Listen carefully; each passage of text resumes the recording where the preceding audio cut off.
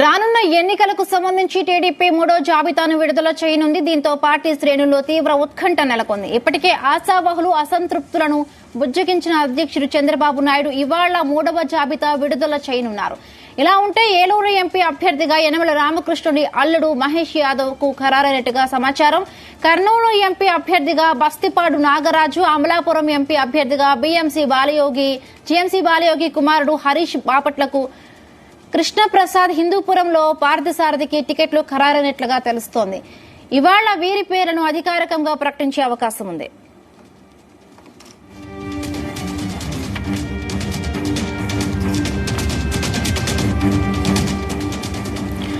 Right, ఇక రానున్న సార్వత్రిక ఎన్నికలకు సంబంధించి టీడీపీ మూడవ జాబితాను ఇవాళ ప్రకటించే అవకాశం ఉంది. రైట్, దీనికి సంబంధించి మరిన్ని పూర్తి డీటెయిల్స్ మా ప్రతినిధి రామకృష్ణను అడిగి తెలుసుకుందాం. రామకృష్ణ,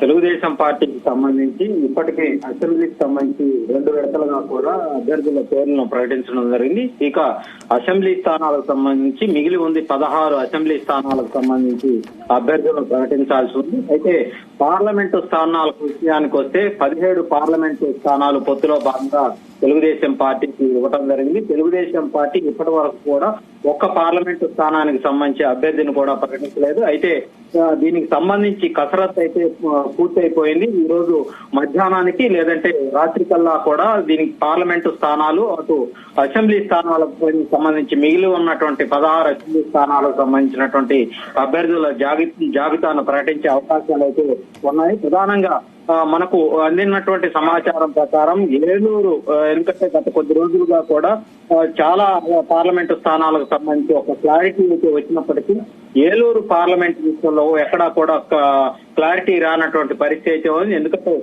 తొలుత ఇది తెలుగుదేశం పార్టీకి ఇవ్వబోతున్నారా లేదంటే భారతీయ జనతా పార్టీకి కేటాయిస్తారనేటువంటి సందిగ్ధత అయితే నెలకొంది. తొలి నుంచి కూడా అటు ఏలూరు పార్లమెంటుకు భాష్యం విద్యా సంస్థల అధినేత భాష్యం రామకృష్ణ పేరు వినిపించింది. ఆ తర్వాత భారతీయ జనతా పార్టీ నుంచి సుజనా చౌదరి పేరు వినిపించింది. అయితే తాజాగా ఈ రోజు ప్రకటించబోయే జాబితాలో ఏలూరు లోక్సభ స్థానానికి తెలుగుదేశం పార్టీ అభ్యర్థిగా పుట్ట మహేష్ యాదవ్ పేరు దాదాపుగా ఖరారైనట్లు తెలుస్తా ఉంది. ఎందుకంటే టీడీపీ సీనియర్ నేతగా ఉన్నటువంటి యనమల రామకృష్ణుడికి మహేష్ యాదవ్ అల్లుడు, గతంలో ఆయన తండ్రి సుధాకర్ యాదవ్ టీటీడీ చైర్మన్ గా కూడా పనిచేశారు. ఆ నేపథ్యంలో యాదవ సామాజిక వర్గానికి ఎంపీ సీటు ఇవ్వాలన్నటువంటి ఆలోచనతోటి ఏలూరు పార్లమెంటు స్థానాన్ని పుట్ట సుధాకర్ యాదవ్ కుమారుడు మహేష్ యాదవ్ కు కేటాయించినట్లుగా కూడా మనకు సమాచారం అయితే అందుతా ఉంది. ఇక ఏలూరు సంబంధించినటువంటి అయితే ఇప్పటికే ఆ పేరు దాదాపుగా ఖరారైనట్లే మనం చెప్పాలి. ఇక హిందూపురం పార్లమెంటు స్థానానికి సంబంధించి పార్థసారథిని దాదాపుగా ఆ పేరును టీడీపీ అధినాయకత్వం ఖరారు చేసినట్లుగా కూడా మనకు సమాచారం అందుతోంది. కర్నూలు పార్లమెంటు విషయానికి వస్తే బస్తిపాడు నాగరాజు కురుబ సామాజిక వర్గానికి సంబంధించినటువంటి నాగరాజుకు కర్నూలు పార్లమెంటు స్థానాన్ని కేటాయించినట్లు తెలుస్తా ఉంది. ఆయన రియల్ ఎస్టేట్ వ్యాపారిగా ఉన్నాడు. ఆ ప్రాంతంలో కూడా ఆయన కర్నూలు ప్రాంతంలో అందరికీ కూడా సుపరిచితుడు కాబట్టి ఆయనకు ఆ టికెట్ ఇవ్వాలన్నటువంటి ఒక నిర్ణయానికి అయితే వచ్చినట్లు తెలుస్తా ఉంది. నంద్యాల పార్లమెంటుకు సంబంధించి బైరెడ్డి శబరికి దాదాపుగా ఆమెకు తొలగించి కూడా ఆమె పేరు వినిపిస్తా ఉంది. ఆమె ఇటీవలనే భారతీయ జనతా పార్టీ నుంచి తెలుగుదేశం పార్టీలో కూడా చేరారు. దాదాపుగా ఆమెకు ఆ సీటు ఖాయంగా చెప్పవచ్చు.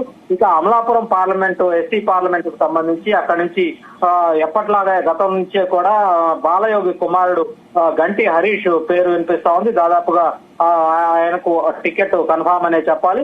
బాపట్ల పార్లమెంటు విషయానికి వస్తే గత కొంతకాలంగా కూడా ఈ పార్లమెంటు నియోజకవర్గం ఎవరికి ఇస్తారన్నటువంటి సందిగ్ధత అయితే నెలకొంది. Bapatla SC parliament retired IPS అధికారి కృష్ణప్రసాద్ కు దాదాపు ఆయన పేరు ఖరారైనట్లుగా కూడా మనకు సమాచారం వస్తుంది. కృష్ణప్రసాద్ మాజీ మంత్రి సమంతకమణికి సంబంధించినటువంటి ఆమె అల్లుడు కూడా, అందుకని ఆయనకు ఆ టికెట్ ఖరారైనట్లుగా కూడా మనకు తెలుస్తున్నటువంటి పరిస్థితి. గతంలో ఆయన తెలంగాణకు సంబంధించి డీజీపీ హోదాలో ఆయన పనిచేసి రిటైర్ కూడా అయ్యారు. ఈసారి ఆయనకు టికెట్ ఇవ్వబోతున్నట్లు మనకు తెలుస్తా ఉంది. ఇక విజయనగరం లోక్సభ స్థానానికి సంబంధించి సీట్ల సర్దుబాటులో భారతీయ జనతా పార్టీకి ఇవ్వటం జరిగింది. అయితే ప్రస్తుతం ఆ స్థానాన్ని తమకు వద్దు, విజయనగరం స్థానం వద్దు, తమకు రాజంపేట పార్లమెంట్ స్థానాన్ని కేటాయించాలని భారతీయ జనతా పార్టీ కోరుతున్నటువంటి నేపథ్యంలో ఈసారి రాజంపేటను భారతీయ జనతా పార్టీ కేటాయించి విజయనగరం తెలుగుదేశం పార్టీయే అక్కడి నుంచి అభ్యర్థిని బరిలోకి దించాలన్నటువంటి ఆలోచన అయితే ఉంది. దీనికి సంబంధించి ఇంకా స్పష్టత అయితే రావాల్సి ఉంది. బహుశా సాయంత్రం ప్రకటించే జాబితాల్లో మరి విజయనగరాన్ని తెలుగుదేశం పార్టీ అభ్యర్థి బరిలోకి దించుతారా ఏంటన్నది ఇంకా స్పష్టత అయితే రావాల్సి ఉంది. ఇక ప్రధానంగా ఇక అసెంబ్లీ స్థానాల విషయానికి వస్తే శ్రీకాకుళం అటు ఎచ్చర్ల స్థానానికి సంబంధించి కొంత సందిగ్ధత అయితే నెలకొన్నటువంటి పరిస్థితి ఉంది. పొత్తులో భాగంగా శ్రీకాకుళం అసెంబ్లీ స్థానాన్ని తెలుగుదేశం భారతీయ జనతా పార్టీకి కేటాయించడం జరిగింది. అయితే భారతీయ జనతా పార్టీ మాత్రం తమకు శ్రీకాకుళం అసెంబ్లీ వద్దు, ఎచ్చర్ల స్థానాన్ని కోరుతున్నటువంటి పరిస్థితి అయితే ఉంది. ఎచ్చర్లకు సంబంధించి ఇప్పటికే అక్కడ చెమిడి కళా వెంకటరావు అక్కడ తెలుగుదేశం పార్టీకి సంబంధించి అటు గట్టిగా పట్టుబడుతున్నటువంటి పరిస్థితి, తనకే ఆ టికెట్ ఇవ్వాలని. అయితే ప్రస్తుతం ఉన్నటువంటి పరిస్థితుల్లో భారతీయ జనతా పార్టీ ఎచ్చర్ల స్థానాన్ని కోరుతున్న నేపథ్యంలో అటు శ్రీకాకుళం స్థానం నుంచి తెలుగుదేశం పార్టీ తమ అభ్యర్థిని బరిలోకి దింపుతున్న పరిస్థితి ఉంటుందా అన్నటువంటి ప్రచారం అయితే ప్రస్తుతం కొనసాగుతుంది. నిన్న కూడా అటు పవన్ చంద్రబాబు ఇద్దరు నేతలు కూడా భేటీ అయ్యి ఈ అసెంబ్లీ ఎంపిక విషయాల్లో కొంత చర్చ అయితే జరిపినటువంటి పరిస్థితి అయితే ఉంది. కొన్ని చోట్ల ఎందుకంటే తెలుగుదేశం పార్టీ అభ్యర్థులు నియోజకవర్గాలను వదులుకునే పరిస్థితి అయితే లేదు. వాళ్ళంతా కూడా చాలా గట్టిగా పట్టుపడుతున్నటువంటి పరిస్థితుల నేపథ్యంలో అక్కడ ఏం చేయాలి, ఎందుకంటే తెలుగుదేశం పార్టీ అభ్యర్థులు బలంగా ఉంటే అక్కడ ఆ అభ్యర్థుల్ని జనసేన పార్టీలోకి చేర్చుకొని జనసేన పార్టీ వైపు నుంచి వాళ్ళు పోటీలోకి దిగేలా ఏర్పాట్లు చేయాలన్నటువంటి ఆలోచనతో ఇరు పార్టీల నేతలు ఉన్నట్లుగా మనకు తెలుస్తా ఉంది. ప్రధానంగా ఈ అసెంబ్లీకి సంబంధించి కూడా తిరుపతి అసెంబ్లీకి సంబంధించి ఆరణి శ్రీనివాసులు పేరు ప్రకటించినప్పటికీ కూడా అతన్ని మార్చే అవకాశాలు ఉన్నట్లుగా కూడా మనకైతే స్పష్టంగా తెలుస్తా ఉంది. ఎందుకంటే అక్కడ ఉన్నటువంటి స్థానిక నేతలు అతని అభ్యర్థిత్వాన్ని వ్యతిరేకిస్తున్నటువంటి పరిస్థితి అయితే ఉంది.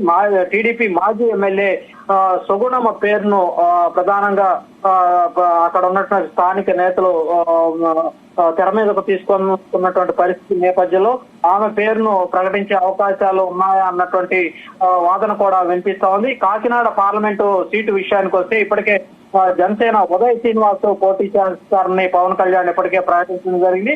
అయితే ఆయన అభ్యర్థిత్వంపై కొంతమంది అటు తెలుగుదేశం పార్టీ జనసేన నేతలు అభ్యంతరం వ్యక్తం చేయడంతో అక్కడ ఏదైనా మార్పులు ఉండవచ్చు అన్నటువంటి ఊహాగానాలు కూడా వినిపిస్తా ఉన్నాయి.